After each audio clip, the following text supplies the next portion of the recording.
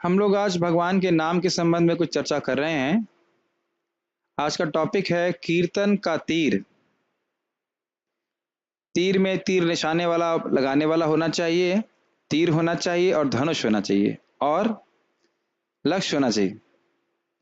तो ये चार बातें आप ध्यान रखेंगे, तीर, धनुष और लक्ष्य।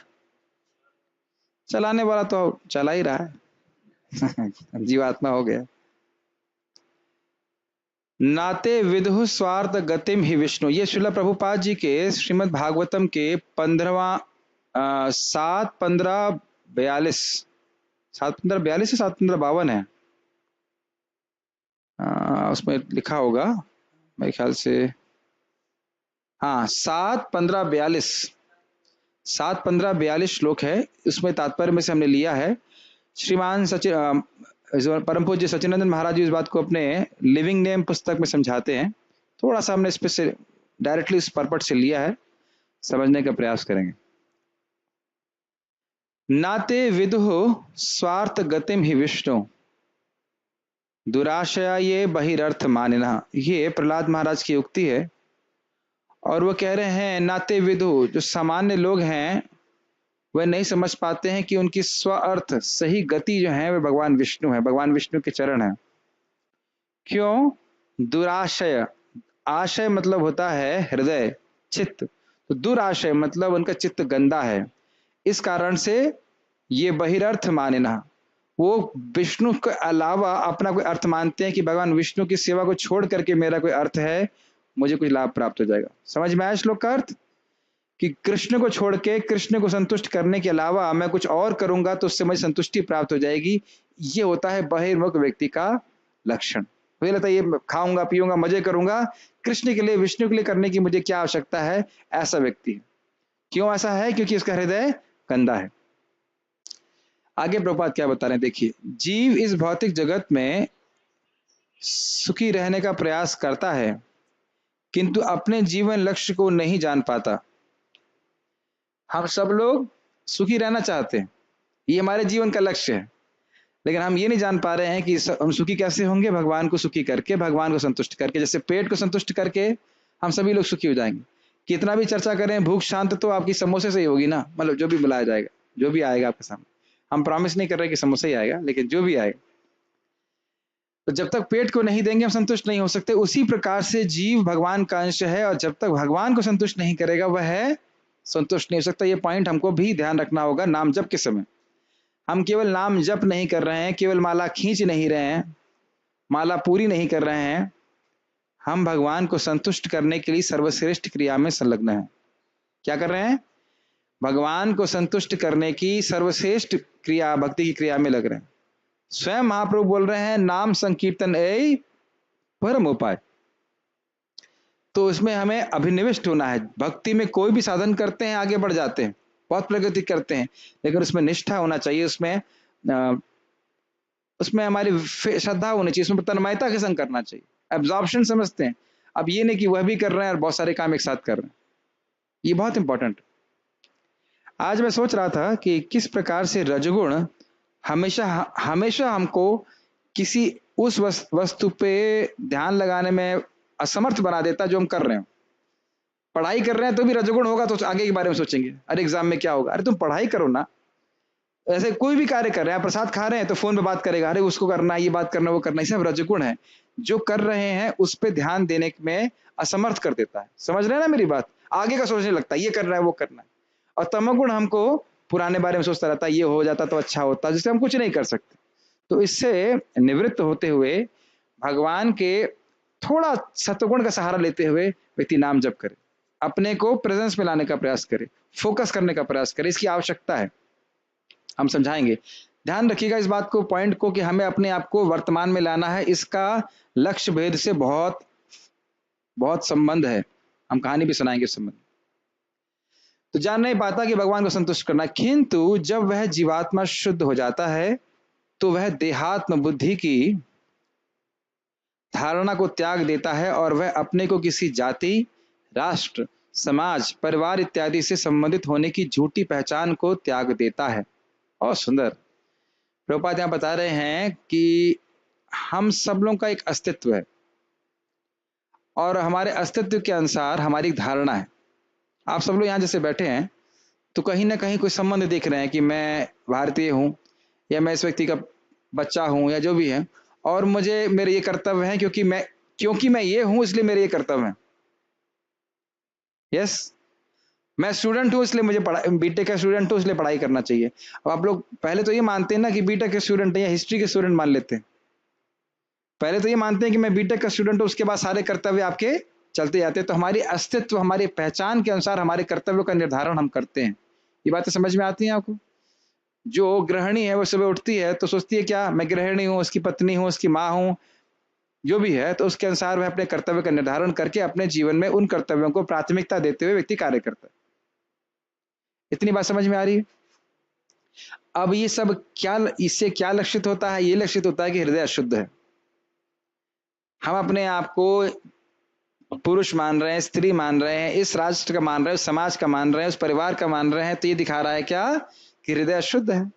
तो पिछले जन्म में तो ये समाज नहीं था हमारा, ये समाज भले रहा हो, भारत था, लेकिन मैं कहीं और था, किसी और रूप में था। Yes no? भाई जरूरी तो नहीं कि आप अमेरिका में नहीं थे पिछले जन्म में, हो सकता है अमेरिका में रहे हो, किसी ने आपको कृष्णा बुक दी हो, आप वो पूरी भक्ति नहीं कर पाए, भारत पे जन्म ले लिया। सत्य बात है। प्रभुपाद जी बोले कुछ उनके शिष्य का पतन हो गया तो कहते हैं आप कोई ठीक है अभी भारत में जन्म लेके फिर वहां भक्ति करेंगे। भारत में जन्म लेना कितना आसान बात नहीं है। तो खैर बात यह है, समझ पा रहे हैं, हम उपाधि से ग्रसित हैं और हम सोच रहे हैं कि हम ये हैं, हम वो हैं, इस कारण से हम अन्य कर्तव्यों को बहुत महत्वपूर्ण मानते हैं और क्या नहीं समझ पाते कि हम शुद्धि क्या, हमारे सुख कैसे प्राप्त होगा? अपने मन को भगवान में लगाने से। इस सब का संबंध भगवान के नाम में है। भाई नाम जब करते समय यही तो दिक्कत आती है, अरे साहब ये करना है, वो करना है, ये सब। अरे ये तो पुणे जाने वाले थे, फिर से आप तो पुणे जाने वाले थे, वापस आ गए? अच्छा, तो हम लोग ये सोचते रहते हैं ना कि ये करना है, वो करना है, उसका आधार क्या है? अपने को शरीर मानना और शरीर संबंधित वस्तुओं को अपना मानना। आपने कई बार सुन लिया होगा, लेकिन यही सारी परेशानी है नाम जप करने में, और कोई परेशानी नहीं है। जब कर रहे हैं कुछ और सोच रहे हैं तो मतलब क्या हुआ? वह चीज हमारे जब से अधिक महत्वपूर्ण। तो ये बीमारी तो समझ में आना चाहिए, सभी की बीमारी है, तो उसको हमें समझना चाहिए। तो ये क्यों हो रहा है? हृदय के अशुद्धिकरण की वजह से। तो हृदय शुद्ध हो जाएगा तो समझेगा एकमात्र मेरा कर्तव्य कृष्ण की सेवा करना है, तो भगवान का भजन बड़ी तन्मयता से कर पाएगा। समझ में आ रहा? सर्वोपाधि विंदन मुक्तम तत्परत्वेन निर्मलम। तब वह अपने विमल जीवन का तीर लेकर के, हम इसको अब डिस्कस कर रहे हैं, बहुत छोटा सा है। तब वह अपने विमल जीवन का तीर लेकर प्रणव या हरे कृष्ण मंत्र के दिव्य कीर्तन रूपी धनुष की सहायता से अपने आप को भगवान की ओर फेंकता है। धनुष क्या है? ये हरे कृष्णा मंत्र। और तीर क्या है? जीवात्मा स्वयं। जब बोला जीवन, विमल जीवन मतलब शुद्ध जीवन। भगवान को समर्पित होने का मतलब ये नहीं कि हम पाप भी करते रहे और भगवान को समर्पित भी होते रहे। समर्पित का अर्थ यह है कि भगवान शुद्ध जीवन जिए, 4 नियमों का पालन करें, 16 माला का जप कर रहे हैं, और ऐसे में ये हमारा जीवन भगवान को समर्पित है। अब ये बात ध्यान देना होगा कि इस हरे कृष्ण मंत्र को जब हम जप कर रहे हैं तो जब हम बड़ी एकाग्रता से करते हैं तो हमारी चेतना हम भगवान को समर्पित कर रहे हैं। ये बात समझ में आ रही है? मन समर्पित करते हैं, मन समझ में आता है, मन चेतना ज्यादा अंतर नहीं है मोटा मोटी रूप से। तो जहां मन लग गया तो फिर वो हमारी चेतना भी उसके पीछे लगी रहती। बिना चेतना के मन नहीं लग सकता और बिना मन के चेतना नहीं लग सकती। जहां पे हमारा मन जा रहा है वहीं पे हमारी चेतना जा रही है। Wherever is our mind is our consciousness. जहां पे भी आपका मन जा रहा है उसी वस्तु के प्रति आप सचेत हो कि नहीं? कितने लोग अभी क्लास में हैं? क्या इतना सिंपल प्रश्न करूंगा मैं? जब प्रश्न करो तो लोग क्लास में आ जाते हैं। आप समझ में आ रहा है?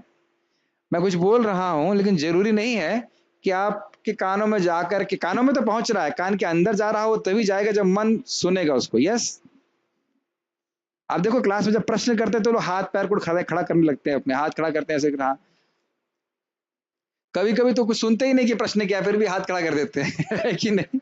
आपने देखा होगा। तो यानी मन नहीं है, तो मन है तो चेतना है, और भगवान गीता में बोलते हैं जीवानाम अस्मि चेतना, जीवों का सार है उनकी चेतना। आप मेरी बात समझ रहे हो? तो अपनी चेतना को अर्पित कर रहा है, अपने मन को अर्पित कर रहा है, तो अपने आप को भी अर्पित कर रहा है, यह अर्थ समझना चाहिए। तो धनुष क्या है? देखो मैंने एक गड़बड़ कर दिया। धनुष है हरे कृष्ण मंत्र, और तीर है हम लोग, हम स्वयं अपने आप को समर्पित कर रहे हैं हरे कृष्ण मंत्र के द्वारा, हम भगवान को समर्पित कर रहे हैं। प्रभुपाद जी इसको एक जगह और समझाते हैं, भगवान के शरण जाने का मतलब है भगवान के नाम की शरण में जाना। ये जो नवधा भक्ति होती है पूर्ण हो जाता है केवल नामोच्चारण मात्र से। बहुत समझा सकते हैं इसके ऊपर कि जो व्यक्ति निरपराधिक रूप से जप करता है, भगवान की ऐसी मति होती है कि यह व्यक्ति मेरा है और इसकी रक्षा मैं करूंगा। जब हम किसी की शरण में जाते हैं तो उसका यही तो भाव होता है कि ये व्यक्ति मेरी शरण में आया है, इसकी रक्षा मैं करूंगा।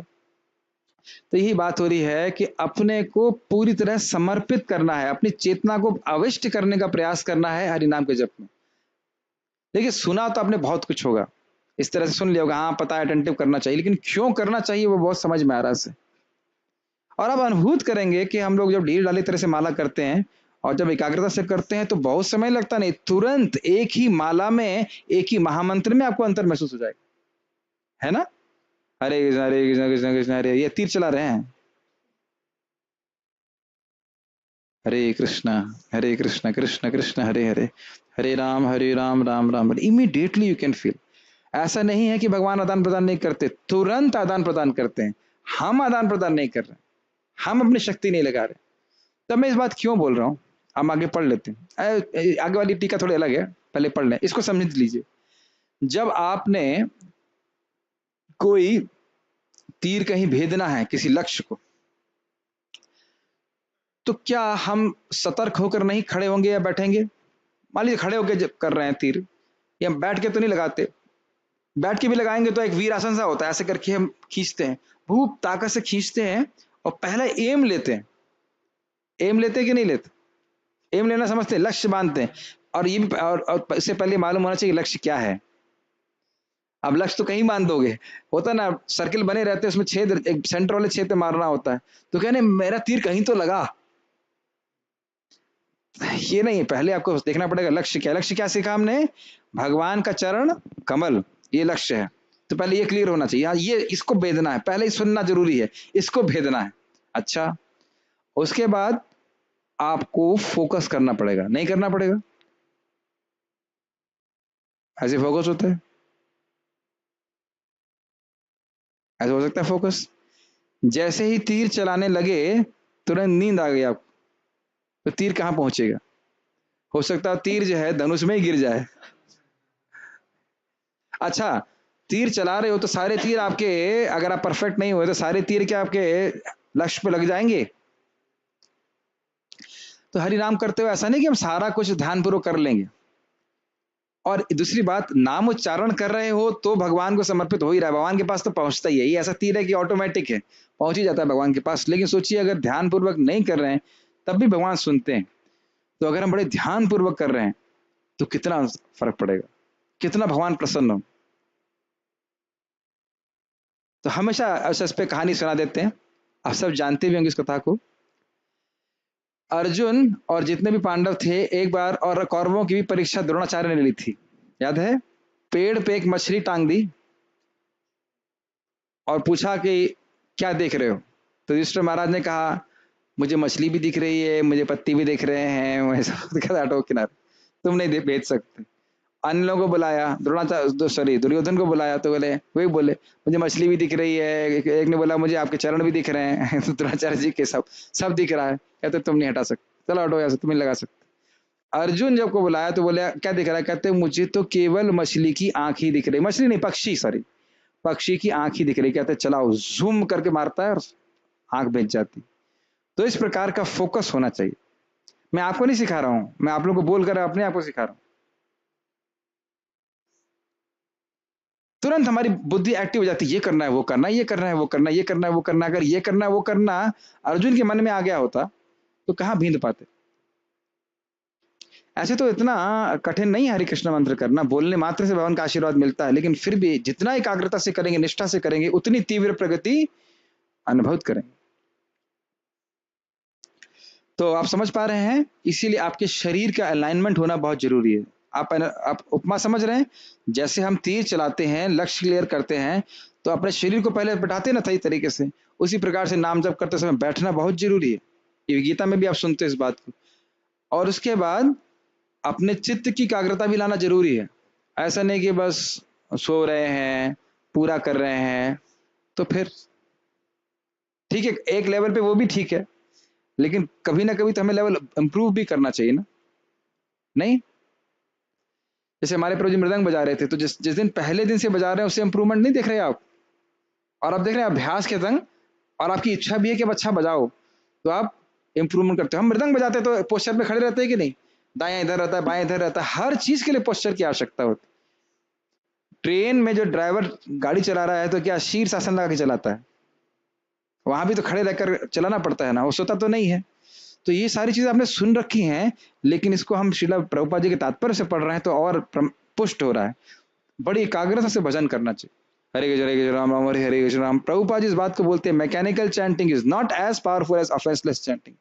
निरपराधिक जप की तुलना में ये जो हरे राम ऐसा जब कम शक्तिशाली होता है, बहुत कम शक्तिशाली होता है। और जब 2 घंटा माला करना ही है, जितने लोग भी माला कर रहे हैं, जितनी भी माला कर रहे हो, तो अच्छे से करने का प्रयास करना चाहिए, है ना? आप कहेंगे अरे भाई तीर चला रहे हो, भगवान के चरण कमल में लग रहा है, तो भगवान को कष्ट नहीं होगा? तो देखिए, श्रीला विश्वनाथ चक्रवर्ती ने टीका की है कि चूंकि इस श्लोक में धनुष और बाण शब्द आए हैं, अतएव को यह तर्क कर सकता है कि भगवान तथा जीव परस्पर शत्रु हो गए हैं। यद्यपि भगवान जीव का तथाकथित शत्रु बन सकता है, किंतु यह भगवान का वीर रस से युक्त विनोद है। समझ रहे हैं? जैसे भीष्म देव बाण चला रहे थे तो भगवान को बड़ा अच्छा लग रहा था वो। देखिए, ये भी अद्भुत बात है। भगवान कहते हैं गीता में कि आत्मा को काटा नहीं जा सकता, तो आत्मा को वेदा कैसे जा सकता है? और दूसरी तरफ सुनते हैं कि भगवान श्री कृष्ण का शरीर जो है वह दिव्य है, चिन्मय है, चिन्मय आत्मा ही है, तो वो कैसे में तीर कैसे लग गया? भाई मन को तीर भेज सकता है, बुद्धि को तो मन बुद्धि से परे आत्मा है, तो आत्मा को कैसे भेज दिया? तो भगवान अपनी लीला शक्ति के द्वारा ऐसा प्रदर्शित करते हैं कि उनके दिव्य शरीर से खून निकल रहा, तो इससे भीष्मतामा को भी वीर रस का साधन मिलता है। मैंने एक बाण चलाया, और भगवान भी क्षत्रिय आवेश में, तो उनको लगता है मेरा खून निकल रहा है, तो उनको भी वीर रस समझते ना, लड़ने का जो है रस प्राप्त होता है। ये सब आप लोगों के लिए नहीं है, not to be imitated at home. आप लोगों को ये वीर रस नहीं अनुभव करना है, हम लोग शांति से रह के भजन करना है। उदाहरणार्थ भगवान ने भीष्म से युद्ध किया, और जब भीष्म ने कुरुक्षेत्र के युद्ध में भगवान के शरीर को तीरों से भेद डाला, तो यह 12 प्रकार के भावों में से एक प्रकार का विनोद भाव या संबंध था। ये डीप बातें हैं, बस बात यह है कि 12 प्रकार का संबंध है भगवान से। 5 मुख्य होता है, उसमें 5 मुख्य रस होते हैं, और उसमें 7 गौण रस होते हैं। तो भीष्मतामा दास रस में है, लेकिन फिर भी उसमें भी वीर रस में है। दास तो है, लेकिन दास के रूप में वह वीर रस का सदन करा रहे हैं भगवान। वो सिंपल बात बोल रहे हैं। जब भक्तजीव भगवान पर तीर चलाकर उन तक पहुंचना चाहता है, तो भगवान को आनंद मिलता है और जीव को भगवत धाम जाने का लाभ मिलता है। तो ये जो एकाग्रपूर्ण जप है, ऑफेंसलेस चैंटिंग, निरपराधिक चैंटिंग, ये हमारा टिकट है भगवत धाम जाने का।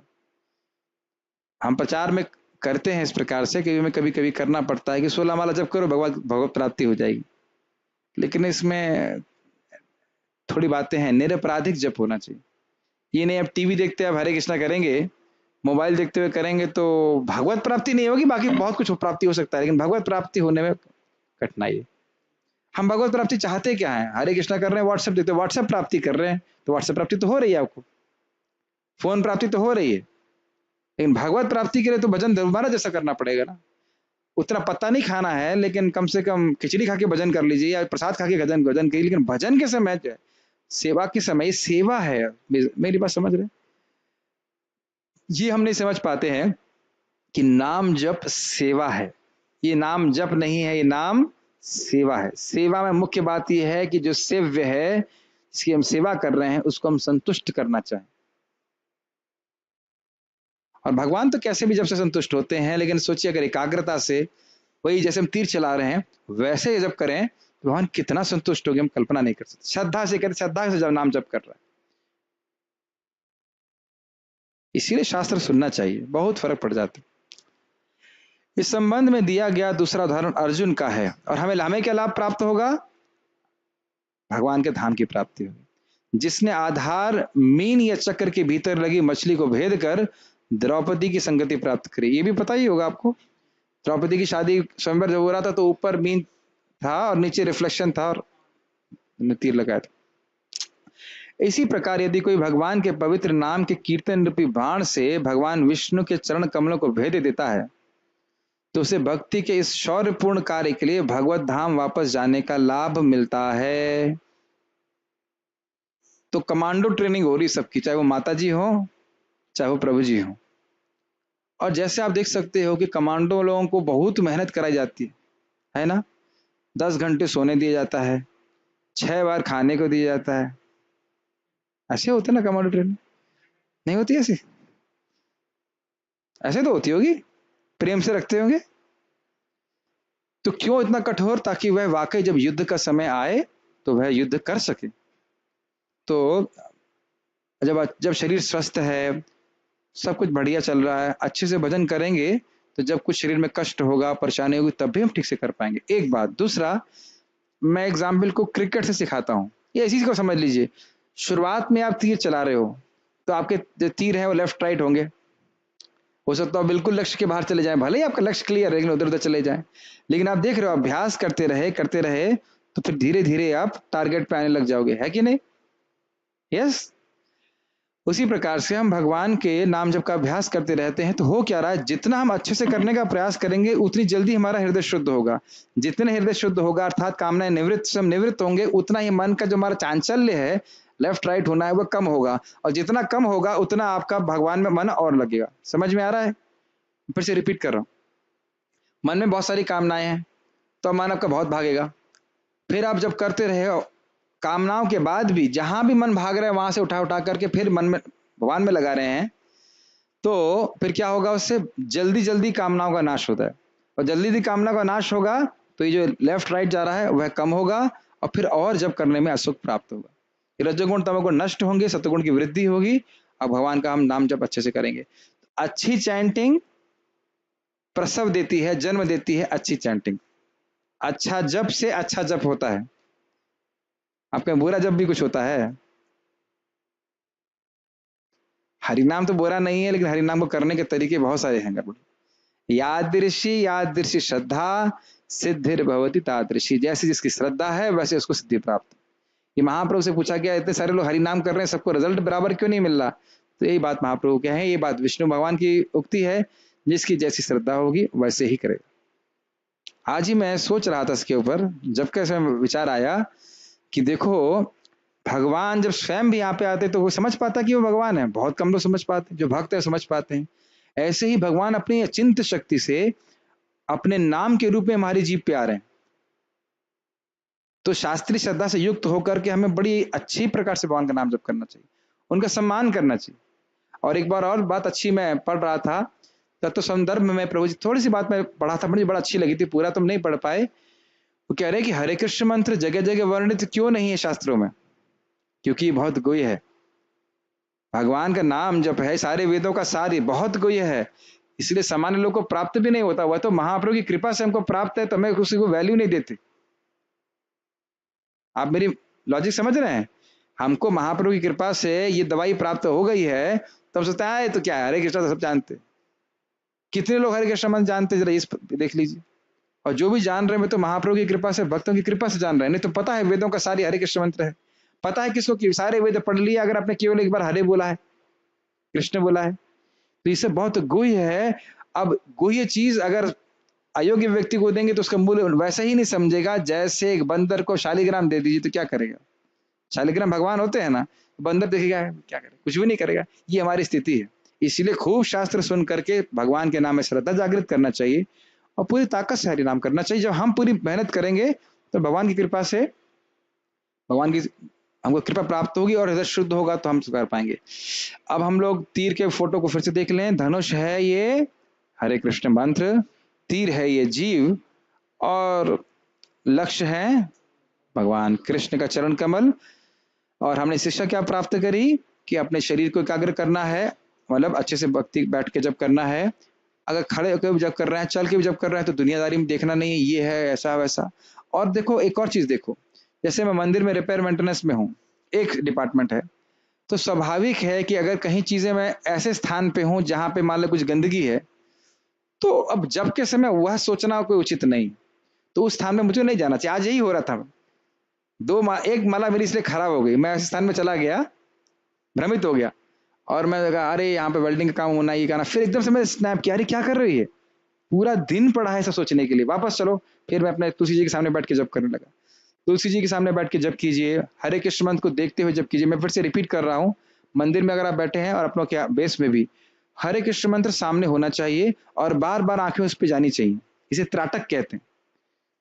आंख जो देखेगी उसको प्रोसेस करती है कि नहीं? आप इधर देखो, ये क्या है?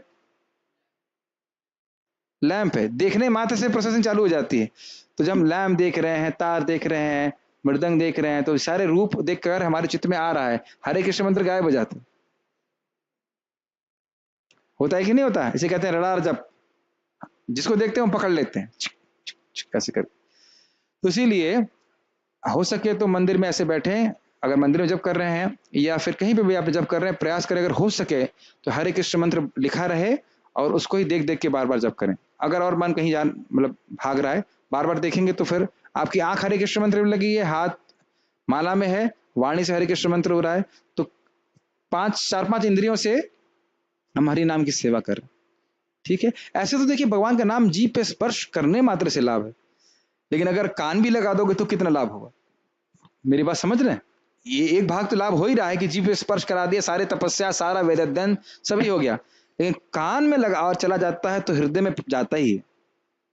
मैं कितनी बार एग्जाम्पल देता हूं, अगर मैं आपको गाली दे दूं तो आपको बुरा लगेगा ना, लेकिन तभी जब आप सुनोगे, अब मैं कहूँ बहुत अच्छे लोग हैं, आप लोग आए, बड़ा अच्छा लगा, आप लोगों बड़ा अच्छा लग रहा है क्लास देख करके, तो मैं खाली ड्रामा कर रहा हूँ तो अच्छा लग रहा है ना आपको? हाँ, आप मेरी बात समझ रहे हैं? शब्द का प्रभाव तभी होता है जब सुनते हैं, नहीं। और एक बात है, कभी कभी अर्थ ना भी समझ में आए तो भी प्रसन्नता होती है। जब मैं छोटा था तो एक गाना था, दीदी दीदी ऐसे करके, उसमें खाली पूरा टाइम दीदी करता रहता है, वो अरबी सॉन्ग था, वो खाली दीदी सुन करके हम लोग प्रसन्नता होती है, हम लोग दीदी दीदी करते रहते थे। तो वो भौतिक शब्द है, लेकिन कान में जाता है, कुछ म्यूजिक होता है तो हमको बड़ा अच्छा लगता है। उसका अर्थ ना समझ रहे हैं, दीदी का अर्थ क्या है, पता नहीं क्या बोल रहा है दीदी, क्या बोल रहा है दीदी। तो हरे कृष्ण मंत्र जब कान में जाता है तब उसका हम रस अनुभव कर सकते हैं। ये अपराध की बात छोड़ दीजिए, शब्द का रस हम तभी अनुभव करते हैं जब हम सुनते हैं। मैं फिर से रिपीट करूंगा, 3 बार करूंगा। शब्द का रस हम तभी अनुभव करते हैं जब हम सुनते हैं। शब्द का रस हम तभी अनुभव कर सकते हैं जब हम सुनते हैं। ये बात समझ में आ रही है? भाई आप इस प्रवचन की बात कहें, बड़ा अच्छा प्रवचन हुआ, मैं कई बार रिपीट किया, क्या बोल रहे थे, ये भी हो सकता है, हाँ बोरिंग था, हम तो समोसे की वेट कर रहे थे। तो दो कुछ भी हो, अगर आपने सुना ही नहीं तो क्या व्यू दे पाएंगे आप? लाइक डिसलाइक का बटन कैसे दबाएंगे? समझ में आ रहा है? तो ज्यादा संस्कार बनता है, ज्यादा शुद्धिकरण होता है जब हम सुनते हैं। हम इसको रोज सुनेंगे ना फिर भी भूल जाते हैं, इसलिए रोज सुनना जरूरी है। तो कल आप जब जब करेंगे, जब भी जब करें, तो हमेशा सोचिए कि मैं एक आर्चर हूं, धनुष मेरा हरे कृष्ण मंत्र है, मैं स्वयं ही तीर हूं, मैं आपको समर्पित कर रहा हूं भगवान को, लक्ष्य भगवान का चरण कमल है, और उसको भेदेंगे तो हमें भगवान के धाम की प्राप्ति हो। और भगवान कहाँ बैठे हैं? यहीं बैठे हुए हैं। ये तीर निकला यहाँ से मिसाइल की तरह, आप अपने ये गेट खोल दीजिए, यहाँ से घुस जाएगा अंदर और भगवान के चरण कमल यहीं यहीं भेज देगा। अब भगवान को उससे बड़ी प्रसन्नता हो। कोई प्रश्न है? Special stop here. Shrimad Bhagavatam Srila हरिनाम प्रभु की जय, श्रील प्रभुपाद की जय।